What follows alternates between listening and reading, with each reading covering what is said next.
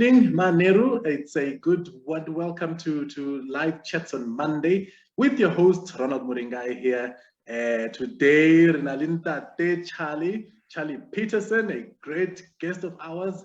And he's one of the former people who is sitting at the very top of the chain at Bloemfontein Celtics. Daddy Charlie, how are you this evening, sir? I'm good. I'm blessed. And you, sir? Right, I'm great. I must just apologize to our viewers for the slight late in the link up. I think technology and its gremlins has its things.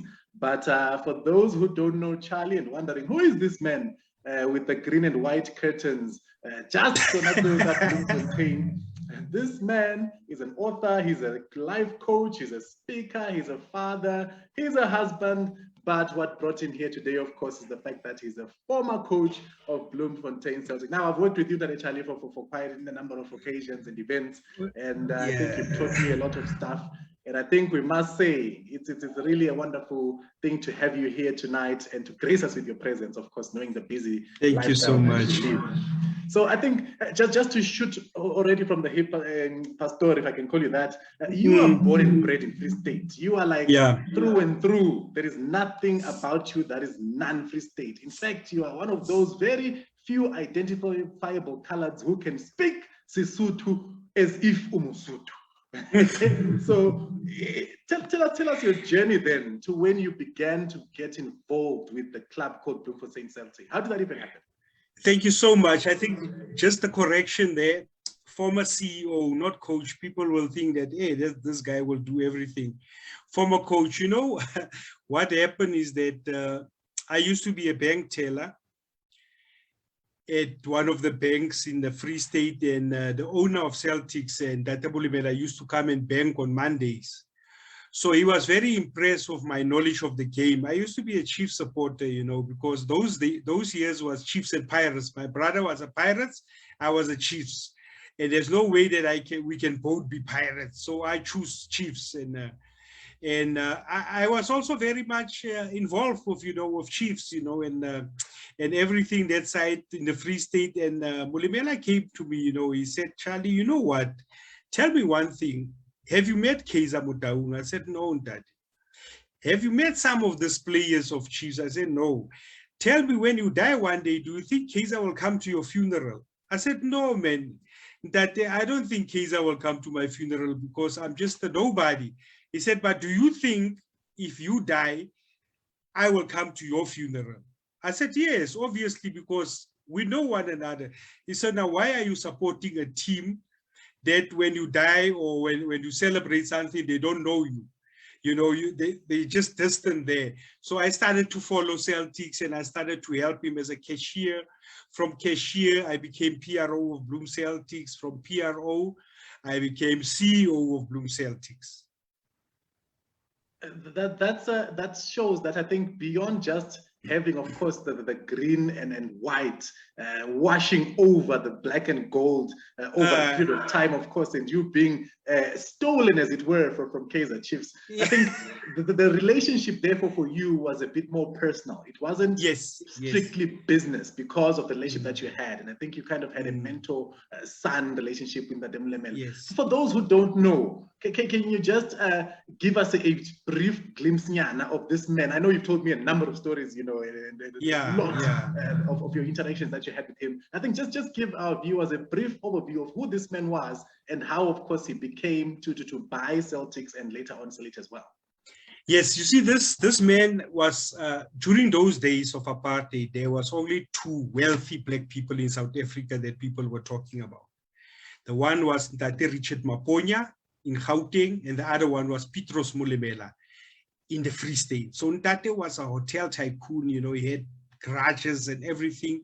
And people approached him, when Celtics was struggling some years ago, I think in the 70s, and said, Ntate, don't you want to get involved with Bloem Celtics? He said, man, I'm somebody that never went to school. I'm an ordinary man that never went to school. I'm a cyclist. I don't know football and everything. But he said, you are a businessman. So why don't you buy Celtics? And he bought Celtics and he transformed Celtics. Celtics was the first team that went professional to pay for their players full time. so that the players must not work anymore. And he bought each and every player, you know, in the 80s, an XR3. So everything that was first in football, that was the NPSL days and the NSL days. So Celtics was the first team that went professional, Ronald. And also, you know, during those days, Celtics also fielded 11 foreign internationals. Because that time it was not, you know, 3 foreigners or 5 foreigners.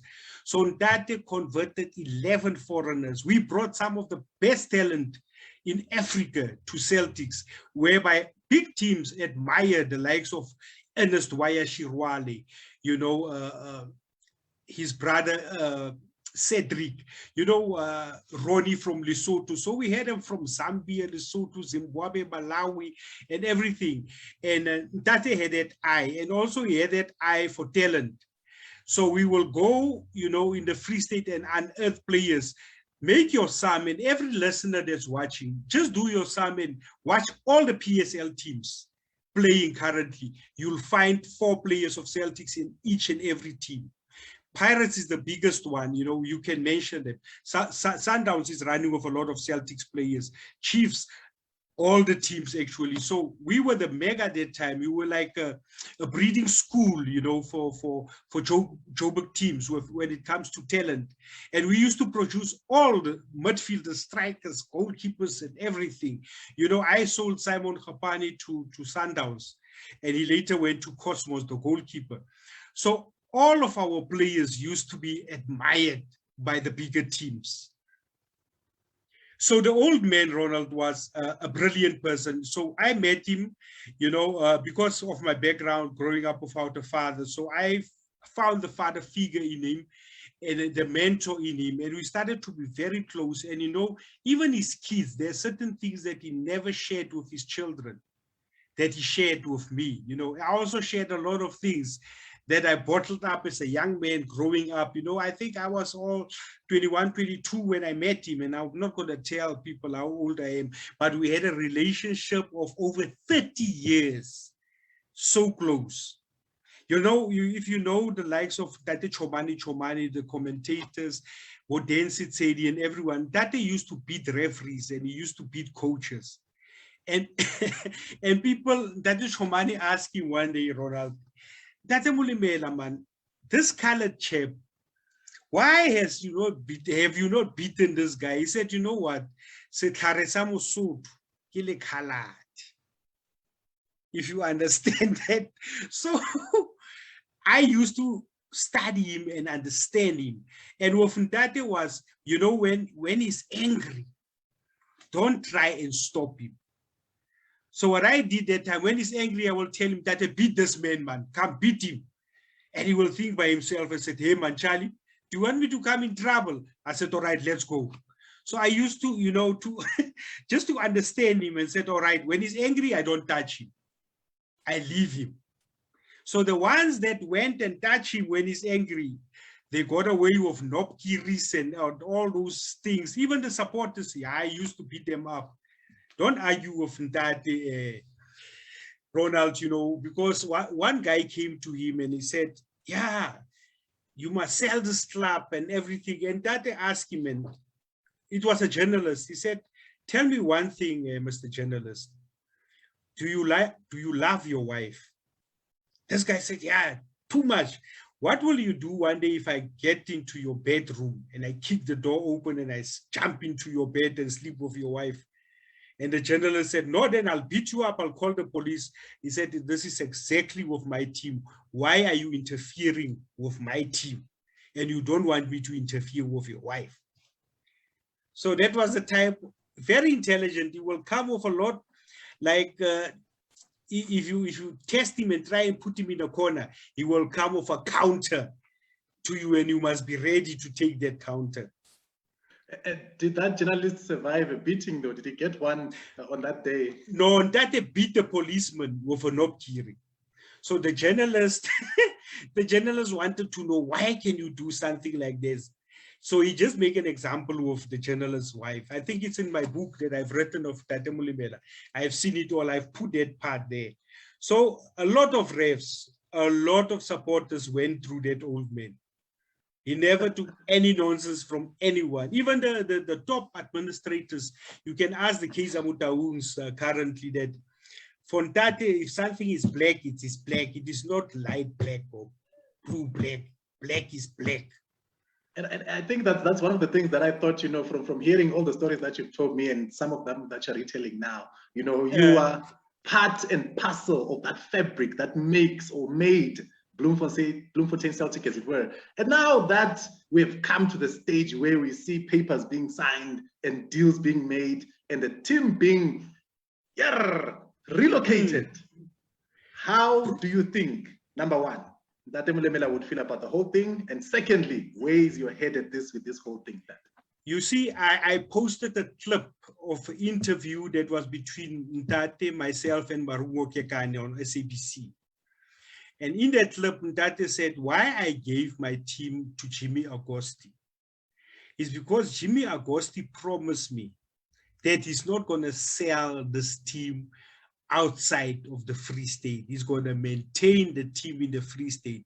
So my thing is that if there was such a thing that somebody can turn from the grave, that Ntate will be the one turning from the grave because of that. But also, if you look at the business point of view, there's nothing that one can do. Look, like Ntate said, your wife is your wife. If somebody jump in your bed, what will you do? So with Celtics and the current owner, Max Chabalala, there was nothing that Max can do. Max was struggling to keep the team, above waters.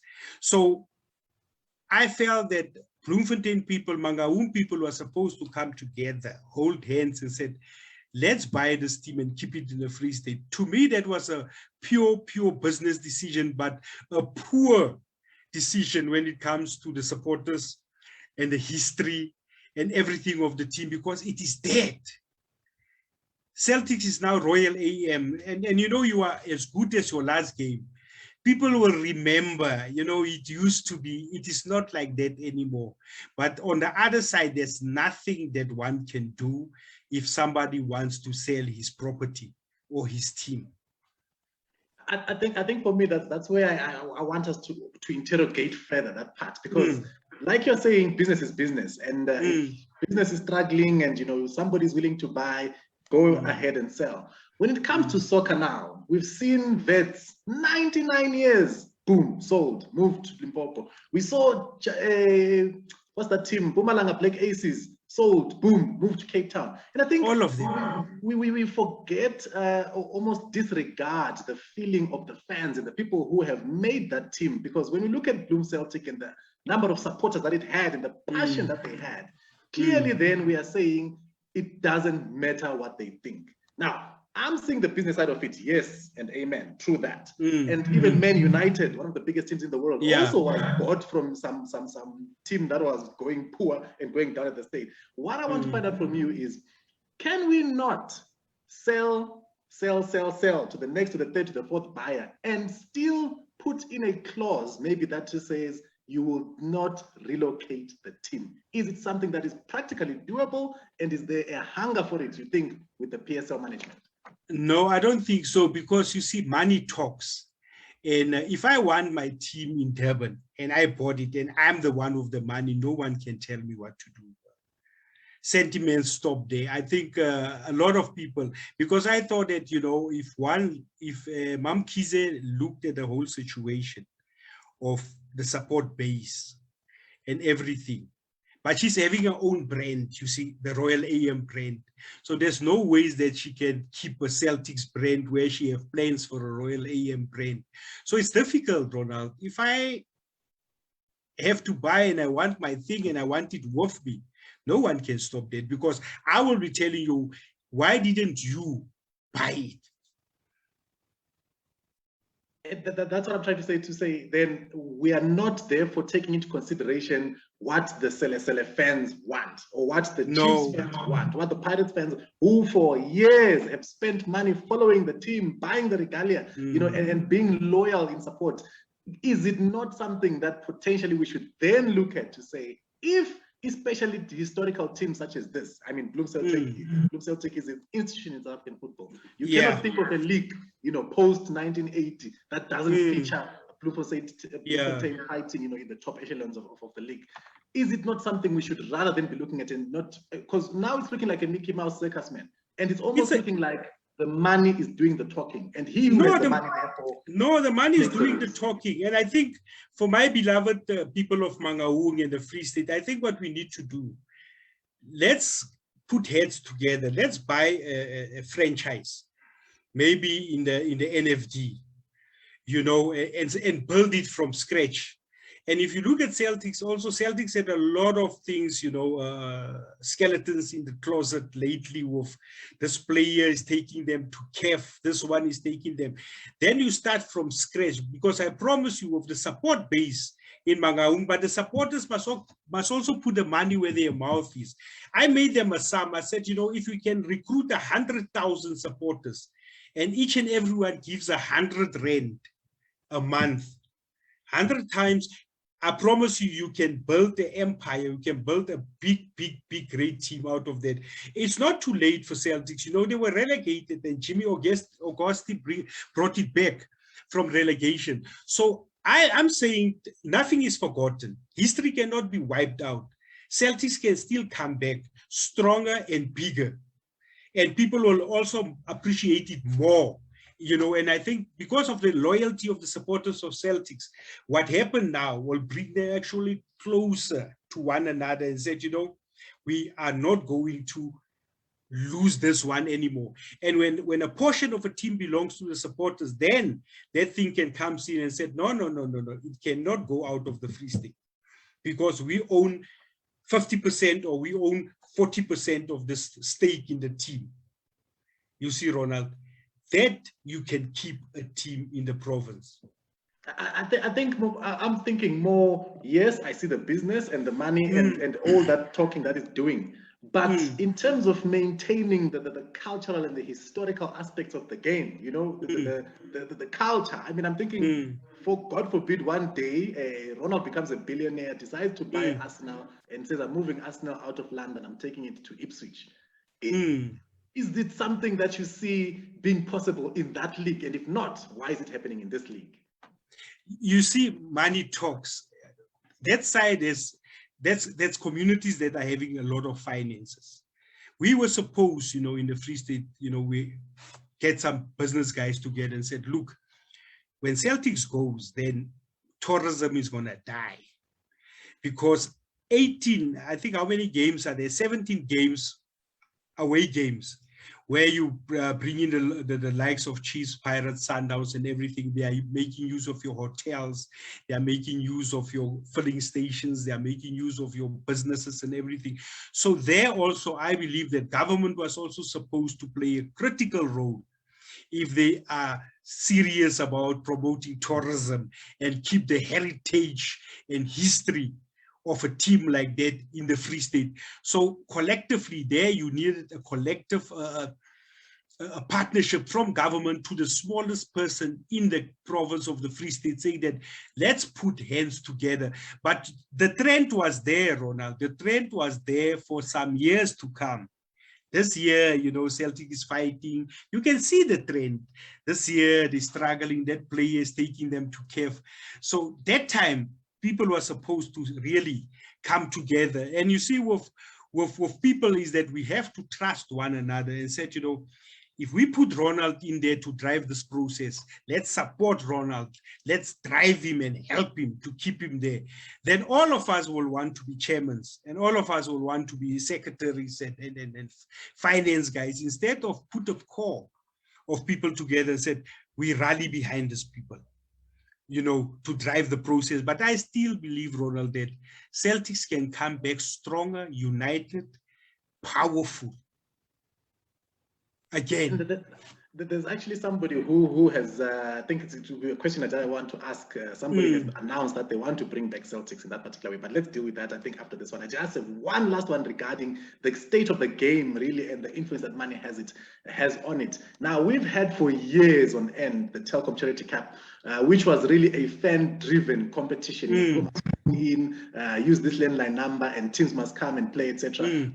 that has been disregarded because some other big sponsor came with big money and chose their own teams without, of course, consulting the fans. But I'm sure, like you're saying, looking at the bank balance and the interest in marketing and what it provides for them, you know, in terms of their branding. And now we have the Carling Cup taking place in place of what was the Telkom Charity Cup. Now, I'm just trying to show you how much, in a way, the whole thing, the game, at least from a boardroom level, is gravitating because it's following the money. Have the fans lost the game? Is it now a money game? I think it is a money game because if you look at it, the wage bill that teams are sitting with, during our days, we survived with 100,000 a month. We never have had a grant of 2 million a year or 2 million a month. I think you will rather go where the money is. But I think that the love of the game needs to be brought back because the spiritual owners, I said also in my book that the spiritual owners of the game are the supporters. And now I'm also worried about this COVID that our supporters cannot attend games, Ronald. That is also one of the factors. But let me tell you, money talks, money talks.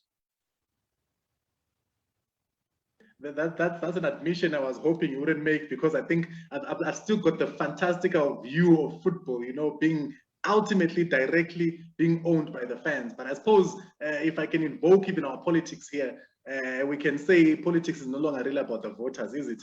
It's about the people that can afford to buy the votes. So, but anyway, moving very quickly away from that one before we are chased away from these platforms. Somebody has announced that he's got an interest in buying another status, you know, as Mamkize has done, as all the other people who buy statuses in the merry-go-round system that we have done, and revive Bloemfontein Celtics. Are you engaged in this whole thing? Are you following it passionately, or are you just now like, hey, once again, I'll just wait and see? Where do you stand in this whole thing? Man, I'm following it with hawk eye, and I've tried to get in contact with Lebohang, but I can't get hold of him.